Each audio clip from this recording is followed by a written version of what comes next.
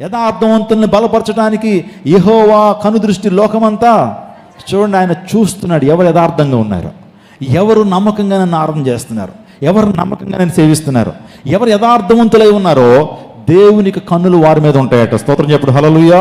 వారు యెహోవా కనుదృష్టి లోకమంతటా సంచారం చేస్తుంది. ఆయనపై ఆధారపడినప్పుడు మనకు బలము కలుగుతుంది. స్తోత్రం చెప్పండి. ఆయనపై ఆధారంగా మనం చేసుకున్నప్పుడు, ఆయన ఆధారంగా చేసుకున్నప్పుడు మన జీవితంలో బలం, దేవుని బలాన్ని దేవుడు మనకి అనుగ్రహించేటువంటి దేవుడు. దైవిక బలం, మానసిక బలం, మనోనిబ్బరం అంటారు కదా. శారీరక బలం కంటే ఏ బలం గొప్పది? మనోనిబ్బరం, మానసిక బలం చాలా గొప్పది.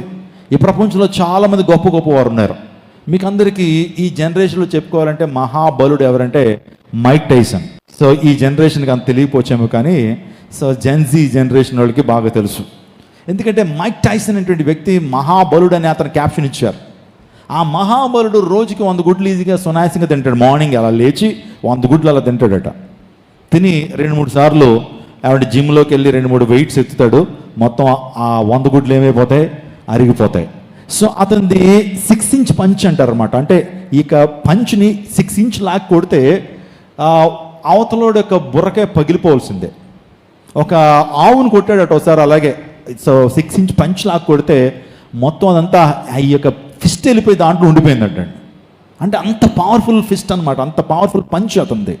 నిజంగా ఎంత మహాబలుడు అంటే ఆయన ఆ రింగ్లోకి వెళ్ళాడంటే అవతలోడు ఎంత పెద్దోడైనా కావచ్చు, వితిన్ సెకండ్స్లో ఆ వ్యక్తిని మట్టు కరిపించేస్తాడు. ప్రపంచంలో మహాబలుడు ఆ వ్యక్తి. కానీ తన జీవితంలో మానసిక బలం లేదండి. శారీరక బలం ఉంది కానీ సెల్ఫ్ కంట్రోల్ లేదు. ఏమి లేదు? సెల్ఫ్ కంట్రోల్ లేదు, ఆశా నిగ్రహం లేదు. కొంతమంది స్త్రీలతో అక్రమంగా అతను సంబంధం పెట్టుకున్నాడు, మిస్బిహేవియర్ చేశాడు. తన ఆస్తి అంతా కూడా కోట్లోని ఆస్తి జీరోలోకి వచ్చేసింది. ఇప్పుడు మైక్ టైసన్ పరిస్థితి నేను చెప్తాను చూడండి. ఇప్పుడు హోటల్స్ దగ్గర ఆ వ్యక్తి బందోబస్తులాగా, ఇంకో మాటలు చెప్పాలంటే సెలబ్రిటీస్ దగ్గర బౌన్సర్ లాగా, ఇంకో మాట చెప్పాలంటే హోటల్లో సో కొంతమంది పెద్ద పెద్ద బౌన్సర్లు అంటూ ఉంటుంది సారా, గొప్ప గొప్ప వాళ్ళు వచ్చినప్పుడు డోర్ ఇలా తీస్తారు కదా, అలాంటి పరిస్థితుల్లోకి వెళ్ళిపోయింది.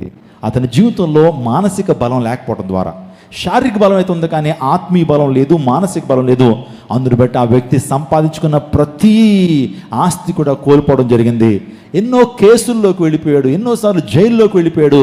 ఈ రోజున అమెరికా దేశంలో ఒక వట్టి వ్యక్తిగా, ఓ మాటలో చెప్పాలంటే అంతా కోల్పోయినటువంటి వ్యక్తిగా ఈ వ్యక్తి కనపడుతూ ఉంటాడు. అంటే తనకేమీ లేదు, శారీరక బలం ఉంది కానీ ఏమీ లేదు, మానసిక బలం లేదు, ఆత్మీయ బలం లేదు.